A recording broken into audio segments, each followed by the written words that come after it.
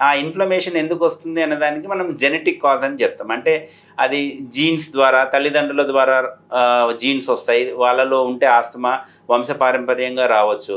కానీ కొన్నిసార్లు ఎవరికి ఆస్తమా లేకపోయినా కూడా మనకి రావచ్చు. సో, ఖచ్చితంగా ఇంట్లో ఆస్తమా ఉండాల్సిన అవసరం లేదు. ఆస్తమా లేకపోయినా కూడా కొన్నిసార్లు మనకి ఆ జీన్ ఎక్స్‌ప్రెషన్ అనేది రావచ్చనమాట.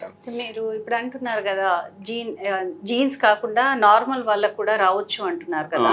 అయితే ఎలాంటి వాళ్ళల్లో మనం ఎక్కువగా చూడొచ్చంటారు? జెనెటిక్ కాకుండా అదర్స్ ఎవరికి వచ్చే అవకాశం ఎక్కువగా ఉంటుందంటారు? యాహ్! అంటే ఇది పర్టిక్యులర్ పాపులేషన్‌లో ఎక్కువొస్తుంది అని కాదు యాక్చువల్‌గా. ఆస్తమా అన్నది రిలేటివ్‌లీ యంగ్ ఏజ్డ్ ఇది. అంటే చిన్న పిల్లల్లో స్టార్ట్ అవుతుంది. Childhood asthma.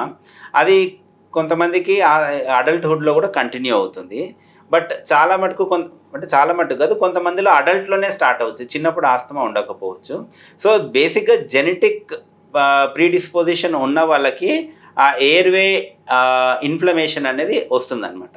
సో, ఈ ఎయిర్‌వే ఇన్‌ఫ్లమేషన్ ఉన్న వాళ్ళకి ట్రిగ్గర్స్ అంటాం. అంటే మనకు జనరల్‌గా ఎట్లా అంటారంటే కోల్డ్ ఐటెమ్స్‌కి ఎక్స్‌పోజ్ అయినా, డస్ట్‌కి ఎక్స్‌పోజ్ అయినా ఆస్తమా సింప్టమ్స్ వస్తాయి.